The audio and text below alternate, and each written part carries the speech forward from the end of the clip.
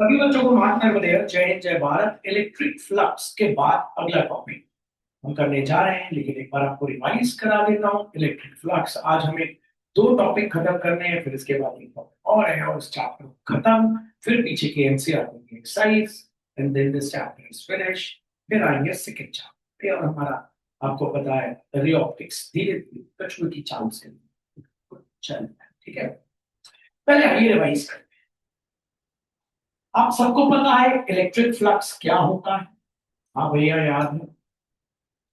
Number of electric field lines passing through a surface, इसी को electric flux कहते हैं। Number of electric field lines passing through a surface ये electric flux होता है। ठीक है भैया, इसको इस इलेक्ट्रिक फ्लक्स को आपको पता है आप रिप्रेजेंट करते हो किससे? फ्लक्स से। अच्छा, कभी आपने सोचा है अगर मैं आपको एक क्यूबॉइड दे दूं, ठीक है, और यहां कहीं पे चार्ज रख दूं, तो आपको पता है इलेक्ट्रिक फील्ड लाइंस यहां आपको अलग निकालनी पड़ेगी, यहां आपको अलग निकालनी पड़ेगी। पॉजिटिव चार्ज आपको पता है उसकी फील्ड रेडियली क्या रहती है? आउटवर्ड। तो आप तो भैया फंस जाओगे, कितना निकालोगे? इस फेस की अलग कितने फेस होते हैं आपको पता है? कितने फेस? 6 फेसेस होते हैं इसमें। ये देखिए, एक फेस, दो, तीन, चार, मतलब तीन, चार, और ये पांच, और ये छह। तो आप तो बोलोगे यार भैया यार नहीं नहीं निकालना इलेक्ट्रिक फ्लक्स। इलेक्ट्रिक फ्लक्स का मतलब होता है number of electric field lines crossing a plane. ठीक है, क्रॉसिंग अ सरफेस। इसीलिए इसीलिए आया गॉस लॉ। ठीक है, तो आज हम यही पढ़ने जा रहे हैं, गॉस लॉ। पढ़ने से पहले आइए कुछ और बेसिक पढ़। देखिए बच्चों, मान लीजिए ये छोटा सा सरफेस है, छोटा सा सरफेस, बहुत छोटा सरफेस, बहुत छोटा। मतलब इस सर्कल में से हमने इतने सरफेस की बात करी, बहुत ही छोटा सा सरफेस। ठीक है, इस छोटे से सरफेस को हम ले लेते हैं डीएस, क्योंकि बड़ा सरफेस तो एस होगा, वेरी स्मॉल को अपन डी से डिनोट करते हैं, तो नाम दे दिया डीएस। यहां हमने रखा है पॉजिटिव चार्ज। ठीक है, आपको पता है इस पॉजिटिव चार्ज से एक इलेक्ट्रिक फील्ड लाइन इस सरफेस को क्रॉस करते हुए जाएंगी। हम उस इलेक्ट्रिक फील्ड को ई ले लेते हैं। ठीक है, अच्छी बात है भैया। और आपको पता है ये उससे कितने डिस्टेंस दूर है भैया? आर डिस्टेंस, ये भी मान लेते हैं। ठीक, तो मैं आपसे बोलूंगा फ्लक्स क्या होगा। तो फ्लक्स का फॉर्मूला आपको पता है। ठीक है, इस चार्ज के द्वारा integration of E dot ds होगा, नहीं होगा? E dot ds dot product, मतलब आप क्या बोलेंगे भैया? इलेक्ट्रिक फ्लक्स डॉट प्रोडक्ट लगा दो, A vector dot B vector, magnitude of A vector magnitude of B vector cos theta. तो क्या हो जाएगा? EDS cos theta. थीटा किस किस के बीच का एंगल रहता है?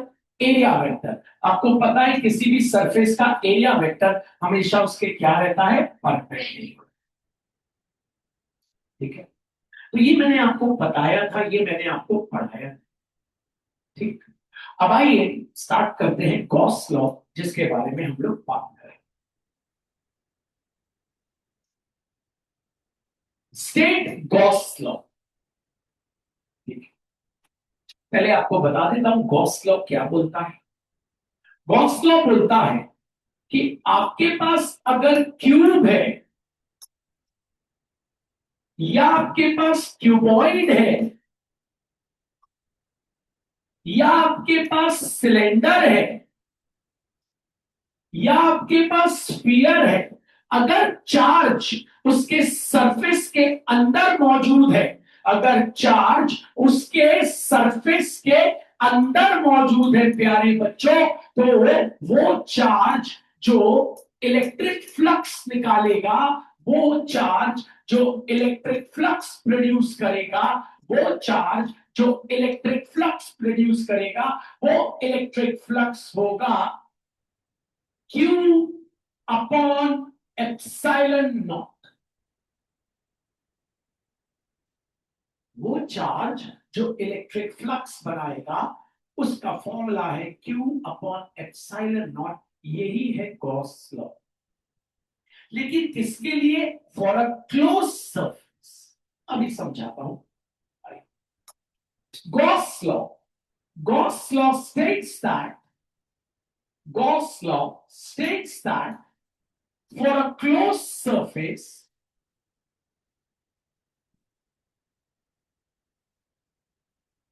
Gauss law states that for a closed surface, the total electric flux,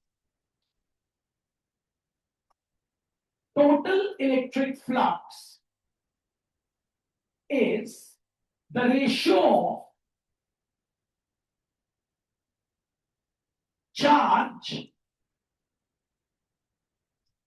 and permittivity. That is, close surface के लिए इंटीग्रेशन में आप ऐसा सर्कल बनाते हैं। That is integration of E vector dot ds vector equals to charge upon permittivity। पहले हम इसको प्रूफ करेंगे, जरूर प्रूफ करेंगे। पहले इसको समझने की कोशिश तो करो।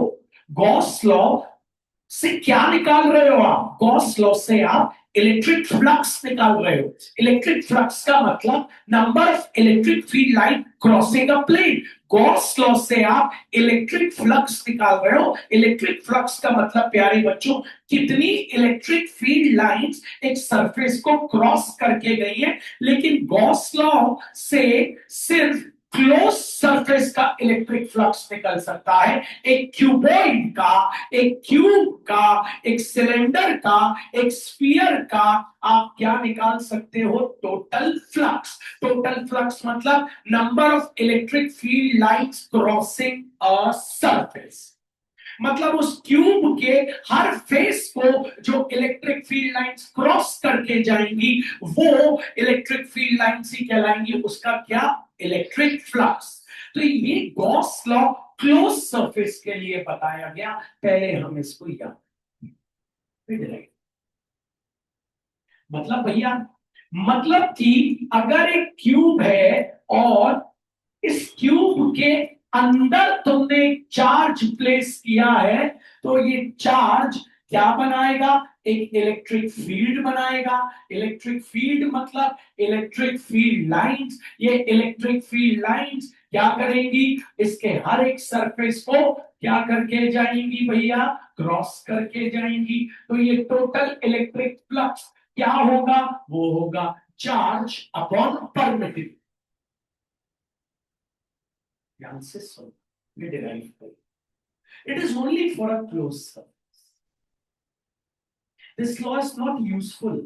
पूछो क्यों? इसके लिए चार्ज को सरफेस के अंदर होना सर। चार्ज अगर सरफेस के बाहर है तो फिर ये लॉ वैलिड नहीं रहेगा। फॉर अ क्लोज सरफेस, आइए पहले इसको याद करते हैं, फिर डिराइव करते हैं। State Gauss law.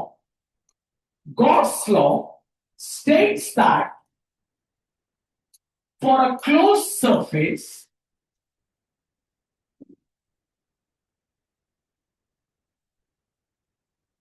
the total electric flux,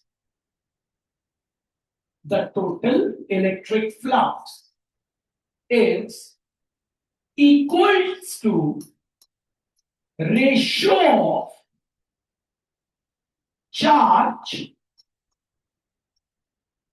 and permittivity. That is epsilon. अच्छा, कई बच्चों को परमिटिविटी का मतलब नहीं पता होगा, पूछते नहीं है, पहले तो ये शर्म हया निकाल दो पढ़ाई कर। किसको पता है परमिटिविटी का? देखो कितने, मेरी क्लास में 20 बच्चे बैठे तो 20 में से सिर्फ 2 के। परमिटिविटी का मतलब होता है वाटर की, एयर की या ग्लास की एक प्रॉपर्टी, मीडियम की प्रॉपर्टी, अर्थात वाटर की, एयर की, ग्लास की, किसी मीडियम की प्रॉपर्टी। कैसी प्रॉपर्टी?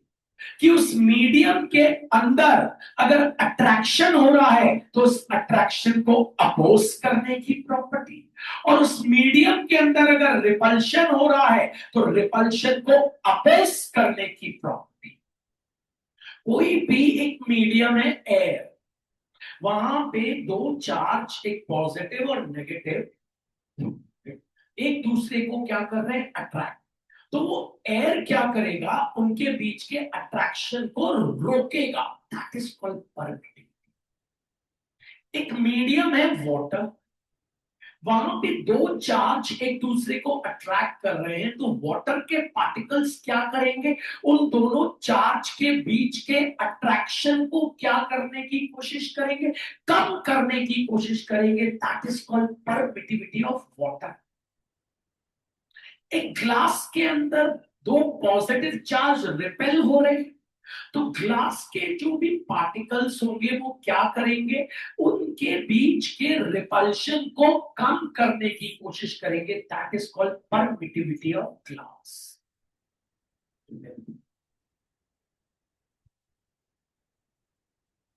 समझ लो। Gauss law states that for a closed surface, the total electric flux is equals to the ratio of charge and permittivity, that is integral of closed surface E vector dot ds vector equals to charge upon permittivity। अब देखो, permittivity नीचे है, flux ऊपर है। ये flux ही अभी अभी अभी बता दूंगा, ये फ्लक्स आ जाए, ठीक है। परमिटिविटी और ये एक दूसरे के उल्टे हैं। परमिटिविटी कम होगी, परमिटिविटी अगर कम होगी तो इलेक्ट्रिक फ्लक्स क्या हो जाएगा? बढ़ जाएगा। परमिटिविटी ज्यादा होगी तो इलेक्ट्रिक फ्लक्स मतलब number of field lines crossing the plane, वो क्या हो जाएंगे? कम हो जाएंगे। आपको समझना, परमिटिविटी का मतलब होता है the ability or the property of any medium, the property of any medium to oppose the attraction or repulsion which is going on in that medium। कोई भी मीडियम के अंदर अट्रैक्शन या रिपल्शन चल रहा है तो ये परमिटिविटी का मतलब परमिट करना नहीं होता, ये मत बोलना। परमिटिविटी का मतलब होता है कि भैया एक मीडियम की एबिलिटी कि उसके अंदर जो रिपल्शन अट्रैक्शन चल रहा है उसको क्या करने की? अपोज। तो आइए गॉस लॉ स्टेट करते हैं, पहले याद करते हैं, फिर डिराइव करते हैं, फिर अगला टॉपिक। स्टेट गॉस लॉ पहले तो मैं याद करा, क्योंकि याद ऐसे ही होना चाहिए जो often. Gauss law states that for a closed surface, the total electric flux is equals to the ratio of charge and permittivity, that is integral of E vector dot ds vector equals to q upon epsilon naught। epsilon naught को पढ़। Gauss law, Gauss law states that for a closed surface, the total electric flux is equals to the ratio of charge and permittivity, that is integral of closed surface E vector dot ds vector equals to q upon epsilon naught। Gauss law states that for a closed surface, the total electric flux is equals to the ratio of charge and permittivity, that is integral of closed surface E vector dot ds equals to q upon epsilon naught। बच्चों ये मैं बार बार क्यों बोल रहा हूँ? गोला बनाओ, because ये इंटीग्रेशन आपको किसके लिए करना है? क्लोज सरफेस, वरना मैं गोला नहीं बना। दो तीन चीजें याद रखिए। आपको याद रखना है integration of dx equals to x, आपको याद रखना है integration of dA equals to, आपको याद रखना है integration of dm equals to n, आपको याद रखना है integration of ds equals to s। Actually ये है integration of any constant into dx होता है कांस्टेंट इनटू x, एक फॉर्मूला है, लेकिन आप ऐसे याद कर लो। इंटीग्रेशन ऑफ dk क्या हो जाएगा, इंटीग्रेशन ऑफ dt क्या हो जाएगा, इंटीग्रेशन ऑफ dl क्या हो जाएगा, l।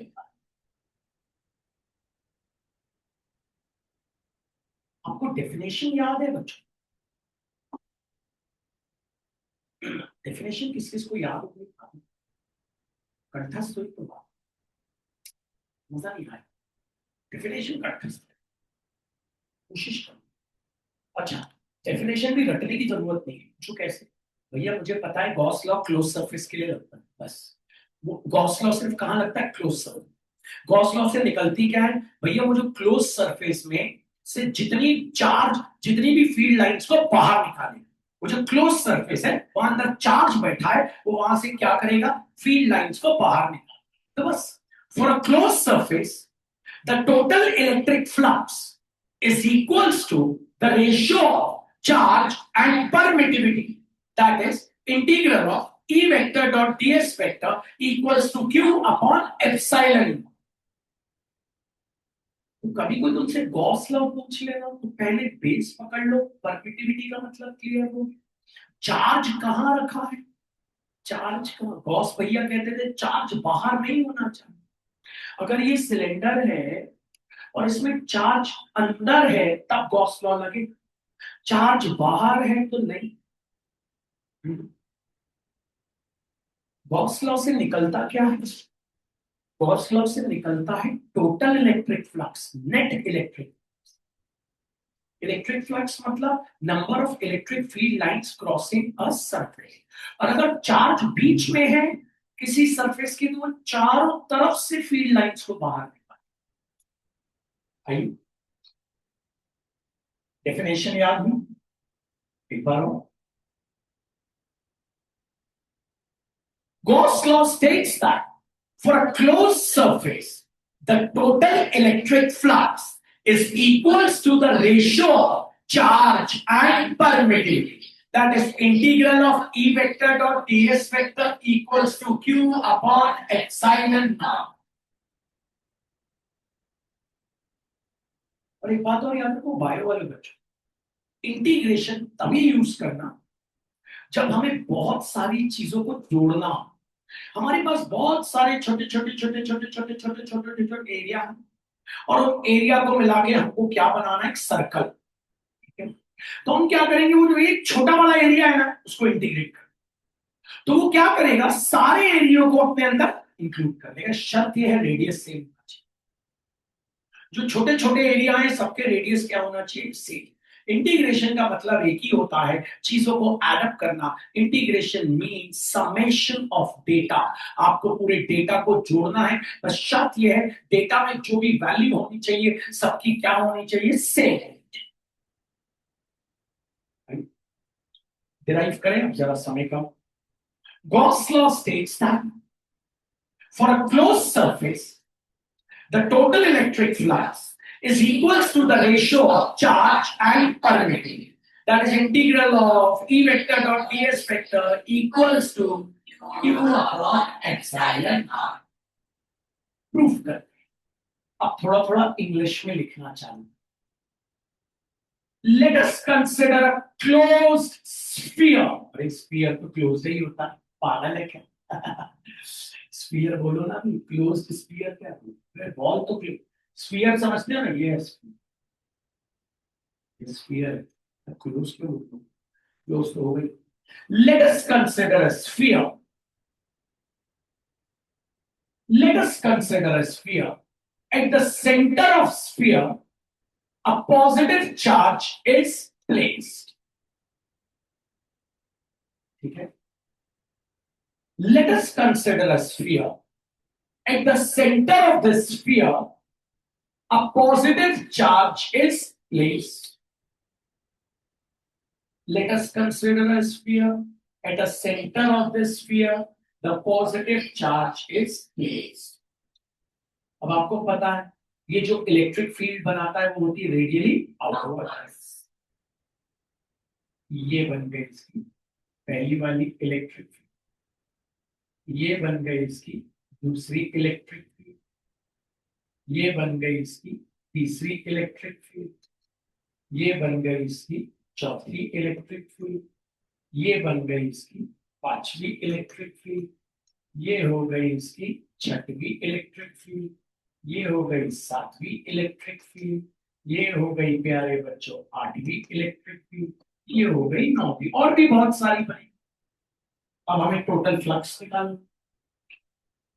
तो हम क्या करेंगे, हम let us consider a sphere, and at the center of that sphere a positive charge is placed. Let us consider a very small surface on the sphere, and that very small surface is ds,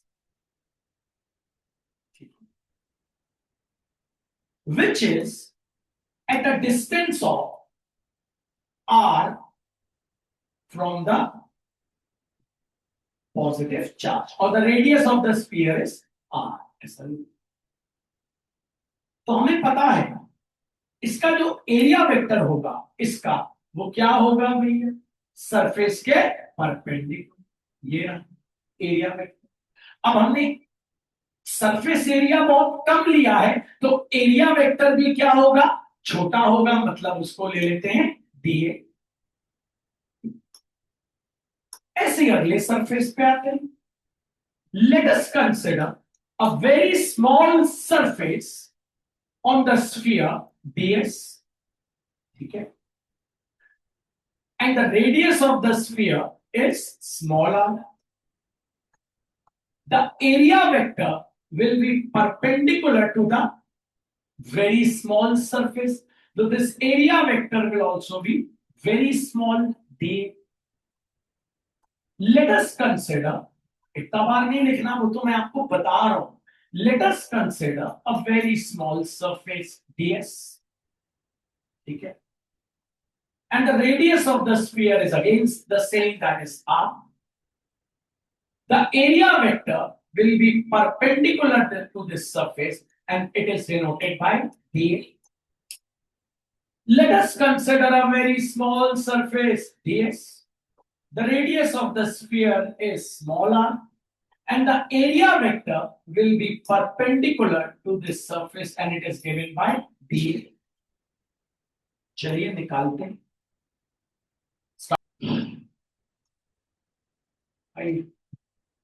Electric flux, that is phi, equals to EA cos θ, ये होता है। क्या आपको पता है इस छोटे से एरिया के लिए फ्लक्स क्या हो जाएगा, D phi.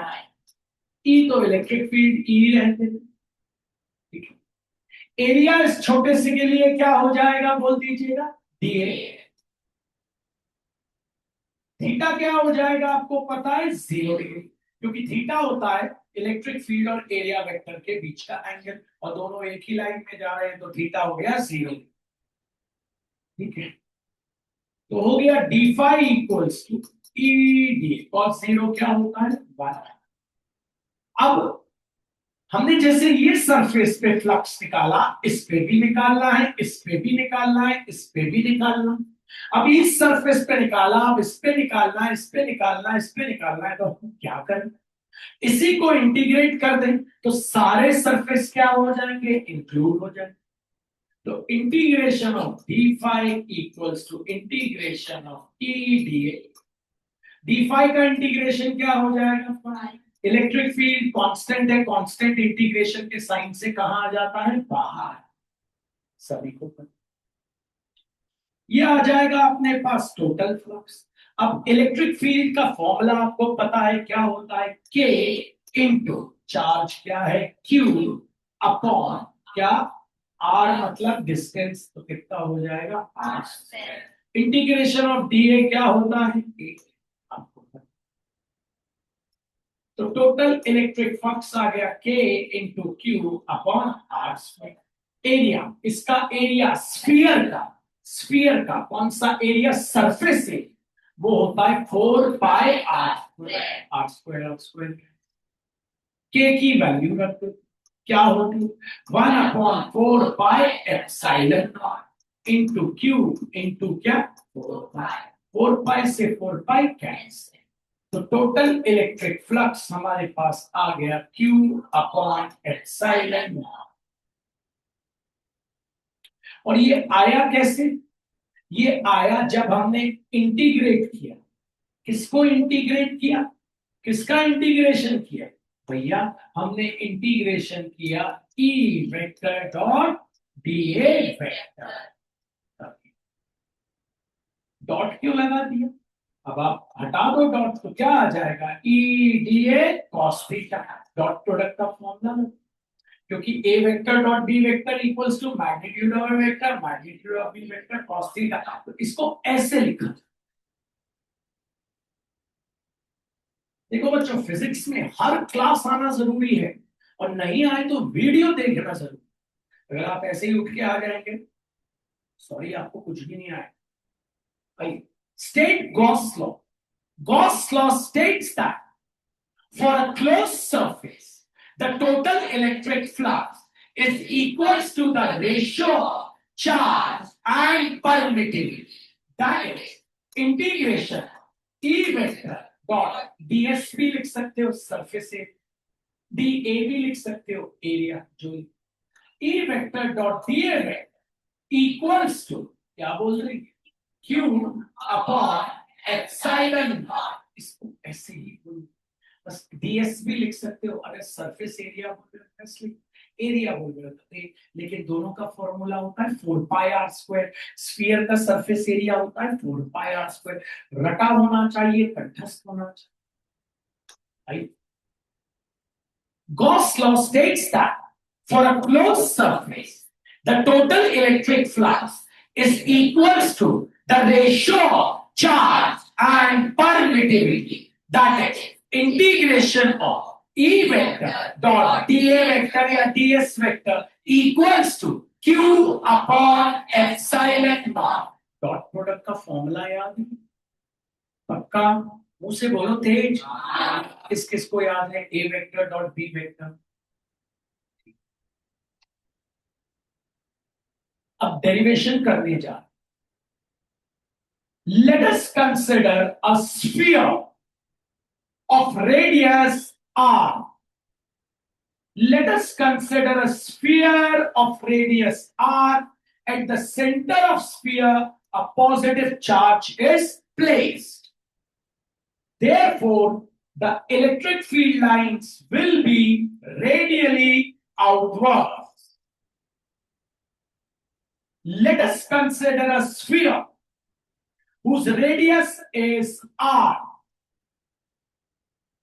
and a charge, positive charge, is placed at the center of the sphere. Therefore, the electric field lines will be radially outwards. Outwards. Outwards. Outwards. ठीक है.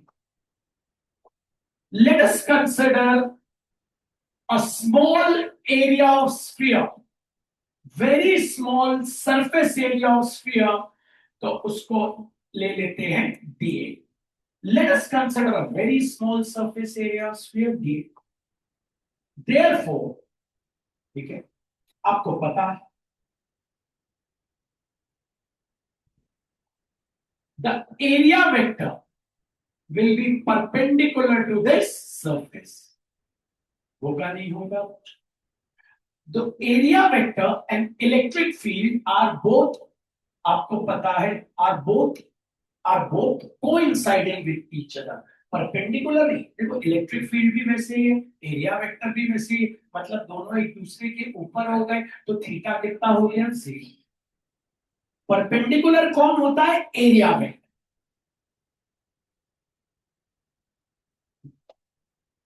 Let us consider a very small surface, again क्या बच्चों, D।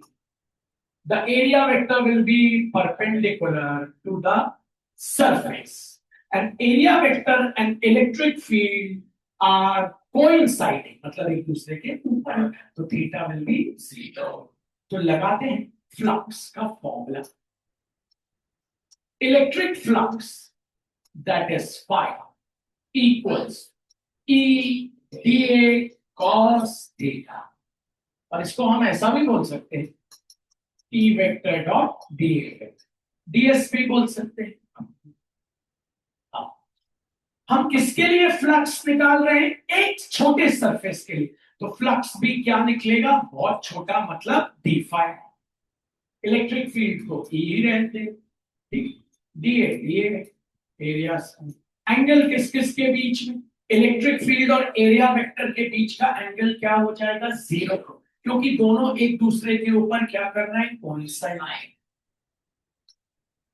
Integrate कर देते, integration of D phi equals to integration of E D A cos 0 जो 1, integration of D phi, integration of बचा E D A cos 0 होता है 1, ई constant है बाहर निकाल लिया, इलेक्ट्रिक फील्ड तो कांस्टेंट है, इनटू इंटीग्रेशन ऑफ बचा T.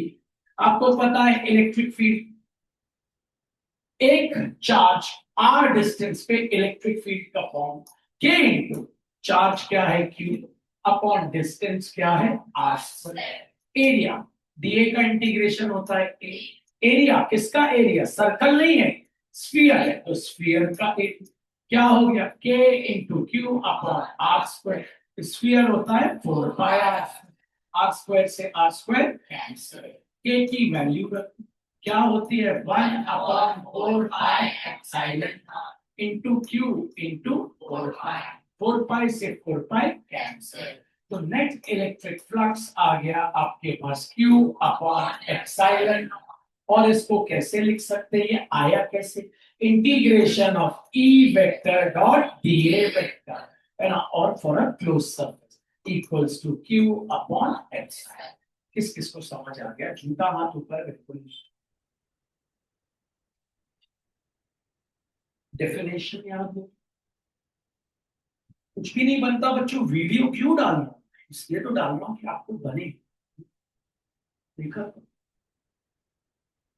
Gauss law states that for a closed surface, the total electric flux is equal to the ratio of charge and permittivity, that is integration of closed surface E vector dot ds vector या dA vector equals to Q upon epsilon r। permittivity का मतलब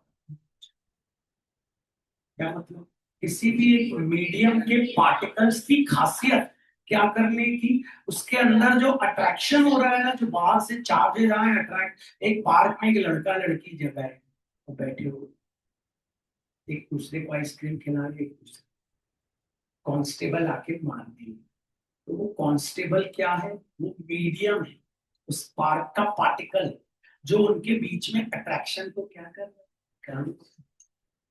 ऐसे यार, आइए सभी को याद होगा Coulomb's law, F equals to K into Q1 into Q2 upon R square।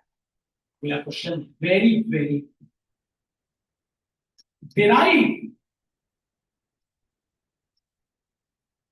derive Coulomb's law using Gauss law।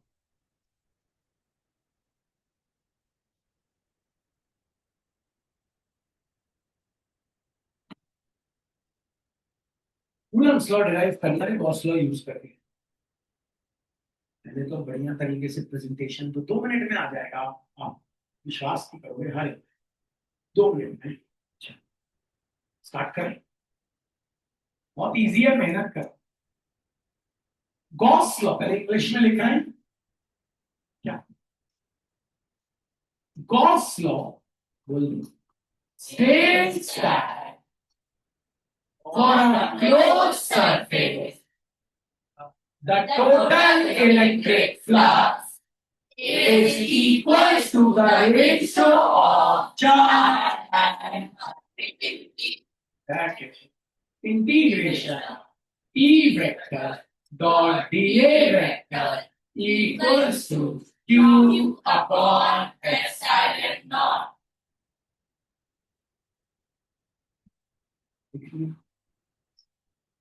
अब बढ़िया सी सारी चीजें मार्क करें।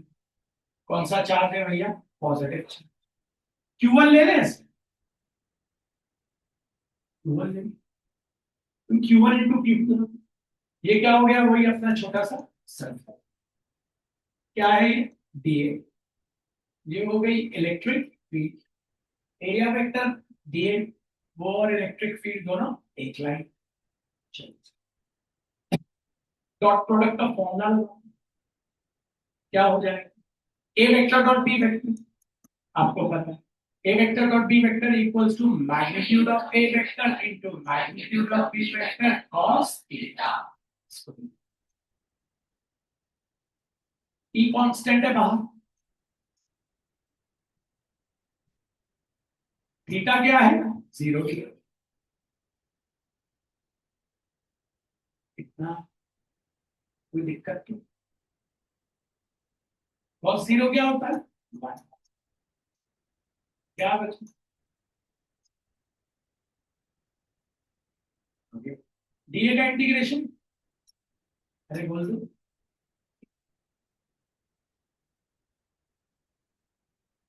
एरिया सबको पता है कितना? 4 पाई आर स्क्वायर। नीचे ले जाए।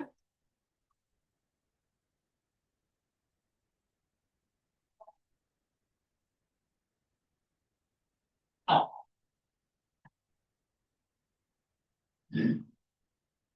let us consider another positive charge Q2। ठीक है भाई,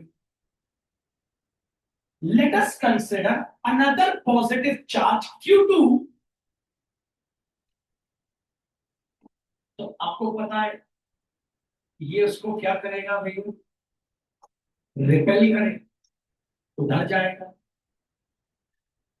तो उस ये इस पे फोर्स लगाएगा, ये इस पे फोर्स लगाएगा। फोर्स का फॉर्मूला होता है Q इंटू ई। फोर्स का फॉर्मूला किस पे लग रहा है? Q2 पे इंटू ई। ई को ई की वैल्यू निकालते हैं, force upon Q2 equals to E डाल दें। ई की वैल्यू क्या है? Force upon Q। तो ई की जगह डाल देते हैं फोर्स अपॉन Q।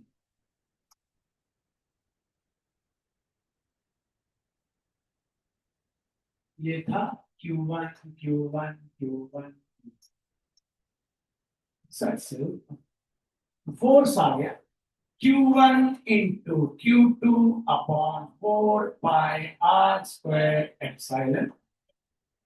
अब हमको तो K चाहिए, हमको पता है K होता है 1 अपॉन 4 पाई एप्सिलॉन होता है।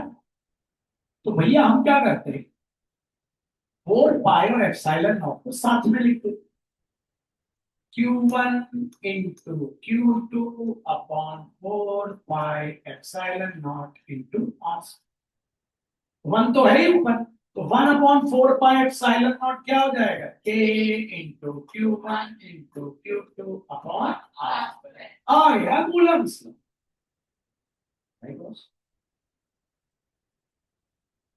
आओ करते हैं। 3 नंबर का है, गॉस लॉ बनना चाहिए। देखो बच्चों, जो गॉस लॉ जैसा मैंने बताया वैसा लिखते हैं, उनको ये डेरिवेशन आसान।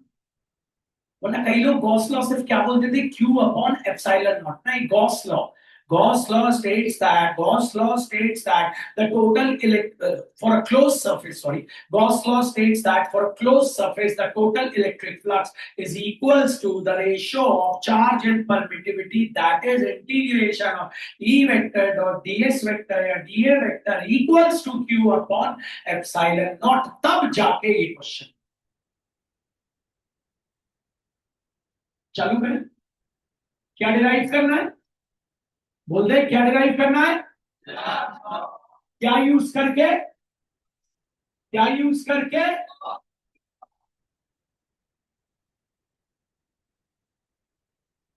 पहले क्या लिखते हैं? गॉस लॉ स्टेट्स दैट, क्या Gauss law states that for a closed surface, the total electric flux is equal to the ratio of charge and permittivity. That is integration of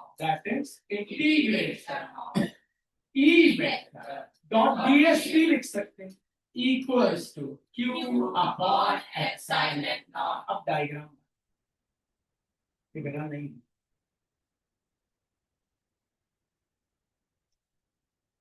charge ले लिया q1 तो यहां भी डाल देते थे q,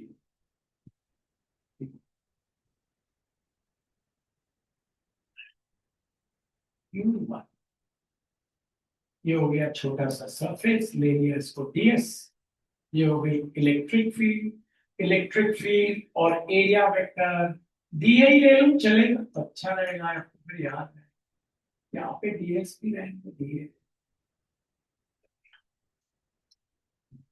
ये और ये आपस में क्या है भैया कोइंसाइड कर रहे हैं, तो आपको पता है एंगल हो गया सी, डॉट प्रोडक्ट लगाते तो integration of E vector dot A vector होता है इंटीग्रेशन ऑफ, आपको पता है E D A cos theta equals to q1 upon epsilon, E constant है बाहर, इंटीग्रेशन डी ए क्या हो गया cos 0 degree equals to q1 upon epsilon, E into integration of dA equals to q1 upon epsilon. तो आ गया E into A, क्योंकि integration of dA A होता है, क्या आ गया q1 upon epsilon. एरिया लगा दो, E क्या होता है भैया, एरिया का फॉर्मूला बोल दो, 4 equals to q1 upon epsilon. E equals to q1 upon 4 pi r square epsilon. अब आपको एक और चार्ज लेना है. Let us consider another positive charge q2. इस पे लगाएगा फोर्स, भैया फोर्स लगेगा इस पे q into E. Force equals to किस पे लग रहा है q2 into इलेक्ट्रिक फील्ड. हमको किसकी वैल्यू चाहिए, इलेक्ट्रिक फील्ड. तो force upon q2 equals to electric field. तो यहाँ इलेक्ट्रिक फील्ड की वैल्यू डाल, क्या है force upon q equals to q1 upon 4 pi r square epsilon. q2 वहां गया, force equals to q1 into q2 upon 4 pi r square into epsilon. हमें तो k चाहिए, k क्या होगा 1 अपॉन 4 पाई एप्सिलॉन. 4 पाई और एप्सिलॉन नॉट को साथ में, force equals to q1 into q2 upon 4 pi epsilon into r square. अब हमको पता है भाई यहाँ 1 तो है, तो 1 अपॉन 4 पाई एप्सिलॉन नॉट को लिख सकते हैं k into q1 into q2 upon r square. वापस इसकी वैल्यू डालो, ये नहीं आएगा, किस किस को सॉल्व यार है बच्चों. एक बार और लेते हैं दोनों डेरिवेशन ताकि सॉल्व हो. सबसे पहले गॉस लॉ. गॉस लॉ का हमने डेरिवेशन कैसे किया, हमने लिया था पॉजिटिव चार्ज, ठीक है, एक सरफेस और इलेक्ट्रिक फील्ड. गॉस लॉ हमें टोटल इलेक्ट्रिक फ्लक्स निकालने का फॉर्मूला होता है EDA cos थीटा. फ्लक्स क्या हो जाएगा वेरी स्मॉल, इलेक्ट्रिक फील्ड वही रहते हैं, एंगल दोनों एरिया वेक्टर और इलेक्ट्रिक फील्ड का एंगल हो गया बीच का 0. इंटीग्रेट कर दिया, integration of D phi equals to यहाँ पे integration of E D A cos 0 क्या होता है डी फाई का हो गया फाई, ई बाहर आ गया, integration E phi equals to आपको पता है ये का होता है ए. आपको इलेक्ट्रिक फील्ड का फॉर्मूला पता है k into q upon r square. Area हो जाएगा 4 pi r square cancel. k की वैल्यू रख दो, क्या होती है 1 upon 4 pi epsilon into q into 4 pi. 4 pi से 4 पाई कैंसिल, इलेक्ट्रिक फ्लक्स आ गया q अपॉन एप्सिलॉन. और integration of E vector dot dA vector equals to Q upon epsilon. देखिए लिखते, फिर आपने किया क्या, state and prove Coulomb's law using Gauss law.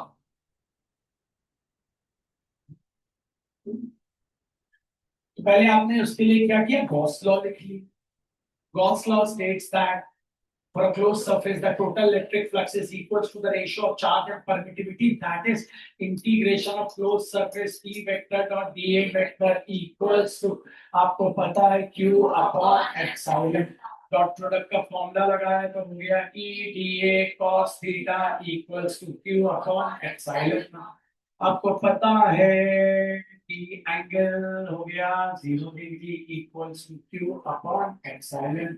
T constant है, बाहर आ गया, क्या बचा, DA equals to Q upon epsilon. DA का होता है integration A E E into A equals to Q upon epsilon. Area का फॉर्मूला रख दिया, क्या होता है, 4 pi R square equals to Q upon epsilon. तो E equals to Q upon 4 pi R square into epsilon. अब ये charge को नाम दे देना Q1 Q1 Q1 Q1 Q। अब क्या करना भैया, ये हो गया Q1, एक और चार्ज सरफेस पे ले लेना Q2, तो ये इस पे फोर्स लगाएगा तो ये उधर भागे। फोर्स आपको पता है चार्ज इनटू इलेक्ट्रिक फील्ड, इस पे लग रहा है भैया दूसरे वाले पे, तो Q2 इनटू E। यहाँ से E की वैल्यू निकालो, क्या हो गई, F upon Q2 equals to E। E की जगह डाल दो F upon Q2 equals to Q1 upon 4 pi R square into epsilon. तो फोर्स आ गया Q1 into Q2 upon 4 pi R square into epsilon. अब आपको पता है भैया इसको 4 पाई और एप्सिलॉन को साथ, तो F equals to Q1 into Q2 upon 4 pi epsilon naught into R square. इसको आप K बोलते हो, force equals to K into Q1 into Q2 upon R। और अच्छे से नहीं आता, जितने अच्छे से आता मैंने करा दिया, ऑनेस्ट रहना, मैंने 4 टाइम्स करने दिया है, 4 टाइम्स करके अभी बना